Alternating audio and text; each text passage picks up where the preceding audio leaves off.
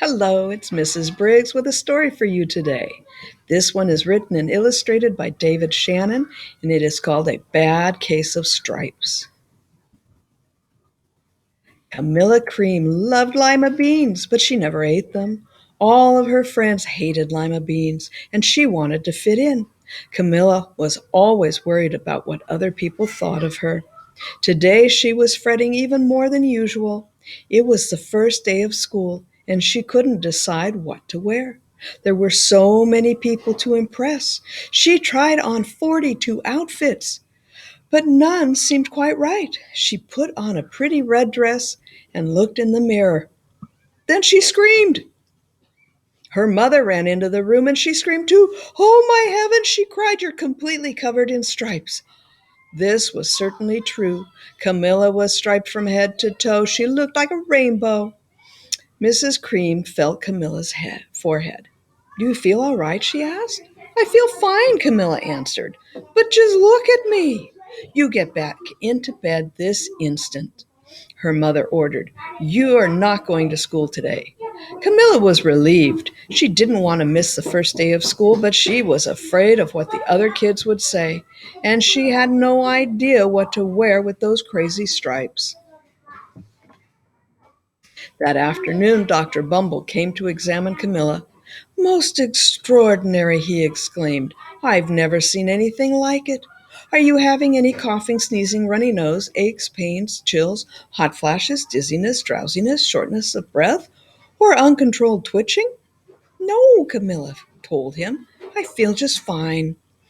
"Well, then," Dr. Bumble said, turning to Mrs. Cream, "I don't see any reason why she shouldn't go to school tomorrow. Here's some ointment that should help clear up those stripes in a few days.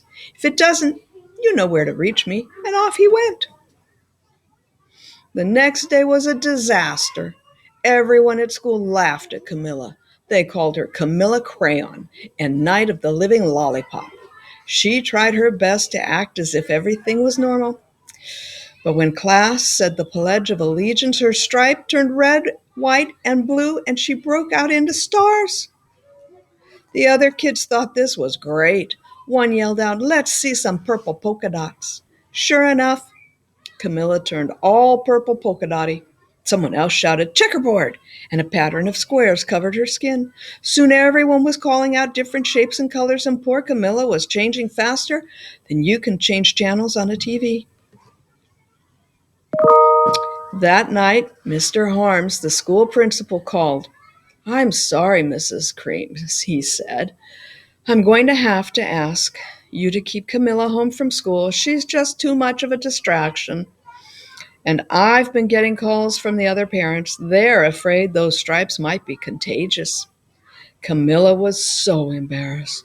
She couldn't believe that 2 days ago everyone liked her. Now nobody wanted to be in the same room with her. Her father tried to make her feel better. "Is there anything I can get you, sweetheart?" he asked. "No, thank you," sighed Camilla. What she really wanted was a nice plate of lima beans, but she had been laughed at enough for one day.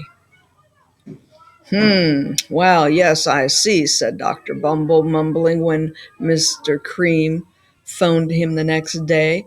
"I think I'd better bring in the specialists. We'll be right over." About an hour later, Dr. Bumble arrived with 4 people in long white coats. He introduced them to the Creams. "This is Dr. Group, Dr. Sponge, Dr. Cricket, and Dr. Young." Then the specialist went to work on Camilla. They squeezed and jabbed and tapped and tested. It was very uncomfortable. "Well, it's not the mumps," concluded Dr. Group. "Or the measles," said Dr. Sponge. "Definitely not chickenpox," put in Dr. Cricket. "Or sunburn," said Dr. Young. "Try these," said the specialists. They each handed her a bottle filled with different colored pills. "Take one of each before bed," said Dr. Group. Then they filed out the front door, followed by Dr. Bumble. That night, Camilla took her medicine. It was awful. When she woke up the next morning, she did feel different. But when she got dressed, her clothes didn't fit right. She looked in the mirror And there, staring back at her, was a giant multicolored pill with her face on it. Dr. Bumble rushed over as soon as Mrs. Cream called, but this time instead of the specialists, he brought the experts. Dr. Gord and Mr. Mellon were the finest scientific minds in the land. Once again, Camilla was poked and prodded, looked at and listened to. The experts wrote down lots of numbers. Then they huddled together and whispered. Dr. Gord finally spoke. It might be a virus, he announced with authority. Suddenly, fuzzy little virus balls appeared all over Camilla. Or possibly some form of bacteria, said Mr. Mellon. Out popped squiggly little bacteria tails. Or it could be a fungus, added Dr. Gord. Instantly, Camilla was covered with different colored fungus blotches. The experts looked at Camilla, then back at each other. We need to go over these numbers again back at the lab, Dr. Gord explained. We'll call you when we know something. But the experts didn't have a clue, much less a cure. By now, the TV news had found out about Camilla. Reporters from every channel were outside her house telling the story of the bizarre case of the incredible changing kid. Soon, a huge crowd was camped out on the front lawn. The creams were swamped by all kinds of remedies from psychologists, allergists, herbalists, nutritionists, psychics, and an old medicine man, a guru, and even a veterinarian. Each so-called cure only added to poor Camilla's strange appearance until it was hard to even recognize her. She sprouted roots and berries and crystals and feathers and a long furry tail, but nothing worked. One day, a woman who called herself an environmentalist therapist claimed she could cure Camilla. Close your eyes, she said. Breathe deeply and become one with your room. I wish you hadn't said that, Camilla groaned. Slowly, she started to melt into the walls of her room. Her bed became her mouth, her nose was a dresser, and two paintings were her eyes. The therapist screamed and ran from the house. What are we going to do? Cried Mrs. Cream. It just keeps getting worse and worse. She began to sob. At that moment, Mrs. Cream heard a quiet little knock at the front door. He opened it, and there stood an old woman who was just as plump and sweet as a strawberry. Excuse me, she said brightly, but I think I can help. She went into Camilla's room and looked around. My goodness, she said with a shake of her head. What we have here is a bad case of stripes, one of the worst I've seen. She pulled a container of small green beans from her bag. Here, she said, these might do the trick. Are those magic beans? Asked Mrs. Cream. Oh, my, no, replied the kind old woman. There's no such thing. These are just plain old lima beans. I bet you'd like some, wouldn't you? She asked Camilla. Camilla wanted a big heaping plate full of the lima beans, more than just about anything, but she was still afraid to admit it.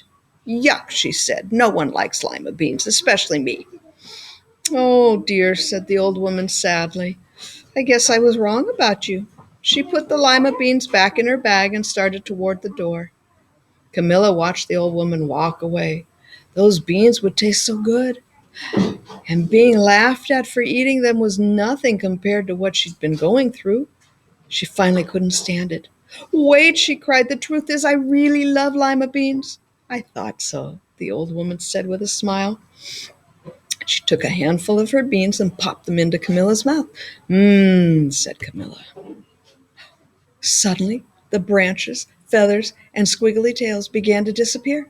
Then the whole room swirled around. When it stopped, there stood Camilla, and everything was back to normal. I'm cured, she shouted. Yes, said the old woman. I knew the real you was in there somewhere. She patted Camilla on the head. Then she went outside and vanished into the crowd. Afterward, Camilla wasn't quite the same. Some of the kids at school said she was weird, but she didn't care a bit. She ate all the lima beans she wanted, and she never even had a touch of stripes again. The end. I hope you liked that story. Oh, look, here's a few of David Shannon's other stories. David gets into trouble. No, David. Too many toys. Duck on a bike. Duck on a tractor. And then we just read A Case of Stripes.